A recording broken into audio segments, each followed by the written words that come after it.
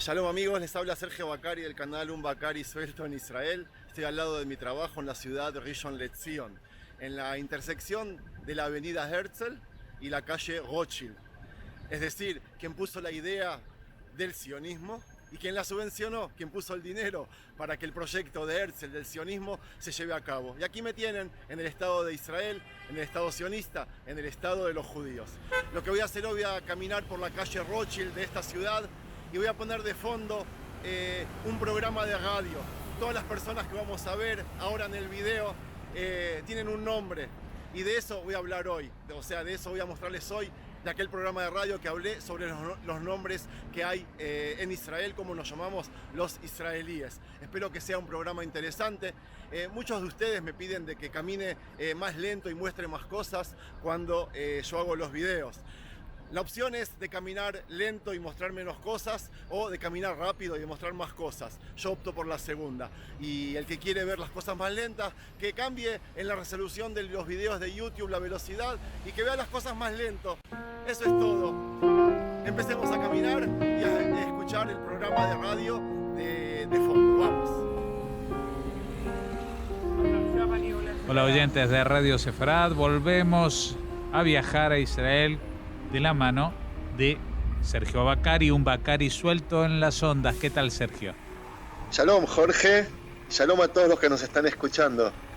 Bueno, hoy creo que vas a hablar de nombres de personas en Israel, ¿no? Algo así. Sí, hace unas semanas hablamos de los perros y los hombres se pusieron un poco celosos, así que hoy vamos a dedicarles un capítulo a los nombres de las personas, si te parece. Me parece muy bien. Y quiero empezar siempre empiezo yo casi siempre con anécdotas personales. Hace 24 años, durante el primer embarazo de mi pareja, y no sabiendo todavía si nacería un varón o una mujer, mi mujer me preguntó cierto día qué nombre le pondremos al bebé. Yo fui a la habitación, salí de ella con una Biblia en la mano y le dije, elige de aquí el nombre que quieras, ese es mi único deseo. Por un lado fue limitarla, pero por otro, dentro de la Biblia hay miles de nombres y cuando ella me contó que el deseo suyo era que el nombre tiene que tener una letra Shin, una SH, digamos, bien pronunciada fuerte, y además quería de que no hayan letras que nosotros como latinos nos cuesta pronunciar, como la letra Ain o la Reish, que son letras que a los latinos no sabemos decirlas como se debe. Entonces esas cosas facilitaron un poco el asunto y a los pocos meses nació un varón y lo llamamos Ishai. Ishai significa Yesh Shai, es decir, hay regalo, y fue en la Biblia el padre del rey David y una de las 4 únicas personalidades en toda la Biblia que jamás pecó.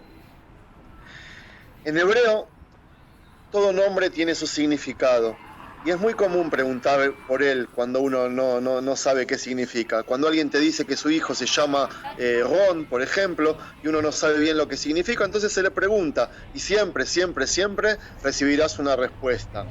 Claro, siempre que no te llames Sergio, Jorge o Carolina, por supuesto. Desde aquel día que Ben Gurión declaró la independencia de Israel, el tema de los nombres pasó muchos cambios. Y si en el año 1948 los nombres más usados que se les ponía a los bebés eran Moshe, Abraham, Yosef, Jacob o Yitzhak para los hombres y Rachel, Sarah, Esther, Hannah o Miriam para mujeres, estoy diciendo nombres bíblicos pesados. Supongo que aunque nuestros oyentes no sepan hebreo, esos nombres seguro que los conocen. Hoy por hoy, los nombres más populares y a los que nosotros solemos ponerle a nuestros bebés pasaron a ser Noam, Ori, Itai, David, Noah, Shira, Tamar, Talia o Maya. Y ya no hay distinción de sexo. La mayoría de los nombres hoy por hoy en Israel son unisex. En Israel, mientras que los cristianos suelen conservar el nombre de padre a hijo, en Israel y en el mundo también, los judíos tenemos la costumbre de saltar una generación y usar el nombre del abuelo. Yo sé que en mi caso, los Sfaradim, aunque el abuelo viva, uno puede llamar a su hijo con el nombre de su abuelo paterno o la abuela materna. Los Ashkenazim, si no me equivoco, solo si el abuelo vive. ¿Sabes del tema? Yo lo que sé, por lo menos en mi familia y las familias que conozco, es que entre los Ashkenazim se ponen nombre de parientes que han fallecido, no vivos. Exacto, es lo que digo, ok. Yo sé, nosotros en los Sfaradim, estén fallecidos o estén vivos, les podemos poner el nombre de los abuelos, tanto para hombres o para mujeres. Pero volviendo ahora al significado de los nombres, en la Biblia ya se ponían nombres a los bebés en relación a algo que pasó. Y yo creo que hablamos ya del tema Yitzhak, que era el hijo de Abraham. Se le puso el nombre, en hebreo significa risa, o se reirá, más bien. Y Dios le dijo a Abraham que llame así a su hijo, porque el momento que recibió la noticia de que su esposa estaba embarazada, él tenía 99 años, la esposa tenía 89 años y se cayó al piso de la risa de que Sara iba a estar embarazada. Y si te hablo de Abraham, Abraham significa Ab Ha'am, el padre de los pueblos. Y bueno, y Jacob, que fue el nieto de Abraham, se refiere también al día de su parto y recuerda que su mano tomó el talón de su hermano mellizo Eisab. O sea, todos los nombres tienen su significado. Y como te dije, Ishai, Abraham, Jacob, Isaac, todos podemos saber lo que significan.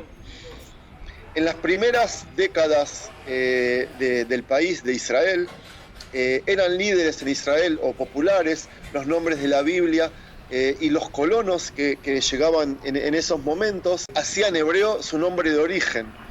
Y por ejemplo, si venía una Teresa a Israel, pasó a llamarse Tirza.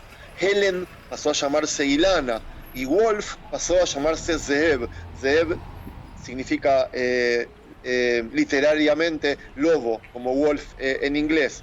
O León se pasó a llamar Arié, que Arié significa en hebreo león también. Y después vinieron los años 60 y 70 en Israel, y fueron años en que ya empezaron a obligarte en las oficinas de migraciones a ponerte nombres hebreos. Y ellos te obligaban a que cambies el nombre y te anotaban directamente con el nombre que ellos creían. Pero las cosas después cambiaron y solo eso pasó a ser un consejo. Yo me acuerdo que cuando yo llegué al país a fines de los 80, me preguntaron en el aeropuerto cómo me gustaría llamarme en Israel. Y yo me enojé mucho. Ellos me dijeron que mi nombre sonaba como inmundo o apestoso. Y en realidad es verdad, porque la raíz de mi nombre, Sergio, viene de la palabra apestoso. Pero yo en ese momento no entendía. Y yo, con mucho enojo, les dije que yo me quiero seguir llamando Sergio y que no me hinchen. Pero bueno, debo reconocer que hasta hoy me arrepiento de ese día, porque hubiese preferido que me hubiesen llamado Yosef, Moshe o Abraham. Más adelante, cuando pasaron los años, los 70, empezaron a verse nombres nuevos en lo alto de las estadísticas, y los nombres como Ilan, Ronen, Eyal, Yogam o Uri, que no son nombres que estaban en la Biblia, pero se hicieron muy populares en hebreo. Ellos son los que coparon el podio, digamos, de la popularidad. Hasta que después de la guerra de los 6 días, la gente volvió a llamar a personas con el nombre bíblico Moshe. Se hizo muy popular. Copó la cima muchísimos años, y todos suponen de que pasó por Moshe Dayan, que era un famoso soldado y el ministro de Defensa durante aquella famosa guerra. Entonces Moshe pasó a ser el nombre muy popular durante muchos años. Otro fenómeno que ocurrió a principios de los años 70 y en las mujeres, un cantor, Shalom Hanoch, un cantor de rock, escribió una canción a su hija Maya, que la llamó Maya, y esa canción tuvo tanto éxito que un montón de mujeres hasta hoy día que nacieron entre los años 72 y 74 se llaman igual Maya en relación a esa canción. Pero quiero hacer una referencia a otro fenómeno que, según mi opinión, es mi opinión personal, influyó en la puesta de nombres a los bebés de Israel, y me refiero a la revolución feminista. Es sabido que en este país, en Israel, las mujeres no son discriminadas. Me acuerdo haber recibido el shock de mi vida la primera vez que yo visité Israel, y yo era chiquito, era pequeño, y vi en ese viaje que hice hace 40 años, mujeres manejando coches, que era para mí una novedad. Vi mujeres con pelo corto, vi mujeres haciendo trabajo que supuestamente en mi país de origen hacían los hombres, y hasta vi soldados mujeres. Yo me acuerdo que me quedé choqueado. Quizás yo esté equivocado, pero me parece que hay relación en cómo la mujer en Israel luchó por su lugar merecido en la sociedad para estar a la altura de los hombres en este mundo tan machista. Y si no, quiero, no sé, explíquenme estos fenómenos que pasaron con los nombres de las personas. Muchos nombres bíblicos en esos años, que eran masculinos, comenzaron a ser usados para mujeres. Primero empezaron despacito, agregándole la letra A al final de los nombres, y empezaron a llamar a las mujeres Josefa, Reubena, Meira o Dana. Dana, que es un nombre que es muy popular, incluso fuera de Israel. Pero después incluso robaron nombres de los hombres, y hoy por hoy son conocidos como nombres exclusivos de mujeres. Por ejemplo, Aya, Dikla o Anat. Anat es un nombre de varón bíblico, pero que hoy por hoy, si alguien dice Anat, se sabe que se refiere a una mujer. En los años 70 los nombres unisex fueron más y más, en especial nombres que eran masculinos, y las mujeres los copiaron para ellas. Me refiero a nombres como Daniel, Yuval, Amit o Ofir, que hoy por hoy hay que preguntar si es mujer o varón cuando uno escribe ese nombre. Y bueno, después llegaron los años 90, que ya aparecieron nombres sin sexo, como Stav, Rotem, Noi, Oli. Te digo, todos los nombres tienen una significación, no quiero hablar de todos, pero son nombres que ya no tienen sexo. Y yo creo que ese es un fiel ejemplo de la intención de las mujeres de borronear las diferencias entre los sexos. Me parece que es más que nada un gesto feminista. Y es además ayudar a la revolución de los homosexuales o lesbianas, y de ponerle título al nuevo modelo masculino, digamos, con esos nombres que no tienen sexo. Fuera de eso, los nombres de las familias judías laicas o tradicionales en Israel son cada vez más y más cortos. La gente tiende a usar últimamente una sola sílaba, y hoy por hoy son populares los nombres Or, Ben, Gai, Tal, Dor, Gal, Gen, Jai, Bar, o sea, son cosas así. Y las demás minorías siguen arraigadas a sus tradicionales nombres, y me refiero a los judíos ortodoxos, que siguen llamándose como los patriarcas, matriarcas, jueces o profetas bíblicos, o los cristianos y árabes, que tampoco les han llegado la revolución o la modernización. Para los nombres que tienen más de una sílaba, esto ya es algo interno de Israel. Si alguien quiere tutear a la persona, entonces le asentamos la primera sílaba. Y así transformamos ese nombre en mucho más amigable. Por ejemplo, si uno se llama Moshe y nosotros lo queremos llamar como un amigo, entonces le decimos Moshe. Le asentamos la O, y así quiere decir que como que lo queremos un poquito más. Otra forma es acortándolo y agregándole la letra I al final. Por ejemplo, llamarlo Eli, Yossi, Avi, Dani, Gabi, Moti. En los hombres, o a las mujeres se le puede decir Ricky, Vicky, Sari, Yoji o Julie. Otra forma de amigar los nombres es como la anterior, pero con la letra K al final. Y por ejemplo, si uno le dice a alguien Arik, Shmulik o Dudik, quiere decir que lo está llamando a una persona que quiere mucho. Los ortodoxos, por otro lado, suelen agregarle al final las letras L y E, y ellos llaman así a las personas Sárale, Léale, Abrámele, Yosele, y así llaman a sus amigos. Y bueno, además, como Pancho, que es el sinónimo de Francisco en español, por lo menos en Argentina, o Moni, se le decía a todos los Albertos, o Pepe, a todos los José. También en hebreo hay apodos que van directamente con diferentes nombres. Y a todos los Jacob nosotros le decimos Kobi, a todos los Yitzhak nosotros le decimos Tzahi, a los David Dudu y a los Yoshua Yuka, por ejemplo. Así que, para sintetizar, dime cómo te llamas en Israel, y no sabré decir cuál es tu sexo, pero te diré a qué minoría perteneces, cuándo has nacido aproximadamente y qué significa tu nombre. Pues sí, justamente cuando estabas enumerando, yo estaba esperando que llegases a estos del siglo XXI, los monosilábicos, porque eso ya a mí me desconcierta mucho, estos de que ni siquiera se puede construir, como tú decías, una especie de apodo cariñoso, porque no hay mucha variación que se pueda hacer con una sola aparte, vida. ¿cómo le cantás cumpleaños feliz? Nunca engancha la canción tampoco. Pero sí que igual hay un diminutivo que tampoco has mencionado, que creo que se usa para los niños con ush al final, ¿no? Por ejemplo. Verdad, sí. Orush, Mamush, Pipush, sí, es verdad. Me olvidé de nombrar eso, tenés razón. Tenés razón. Es una forma de construir una segunda sílaba para estos pobrecitos que solo tienen una sílaba, que como sigamos así, en la próxima década van a tener solamente una letra. Sí, estamos más parecidos a los coreanos y a los chinos que a los nombres bíblicos, es verdad. No, sí, es verdad, porque estos nombres monosilábicos, cuando te dicen mi nombre es Li, que en hebreo, como tú dices, puede tener un significado que quiere decir para mí. Todos tienen significados, todos los nombres, sí. Bueno, también mencionabas, es gracioso porque también mencionaste un nombre que aquí en España tendría... espero que no se topen con ese problema, pero si aquí a alguien le llaman ron, lo identifican directamente con una bebida alcohólica. Ah, ok. Acá es un nombre muy popular. Hay cosas con los nombres que mejor quedarse en Israel.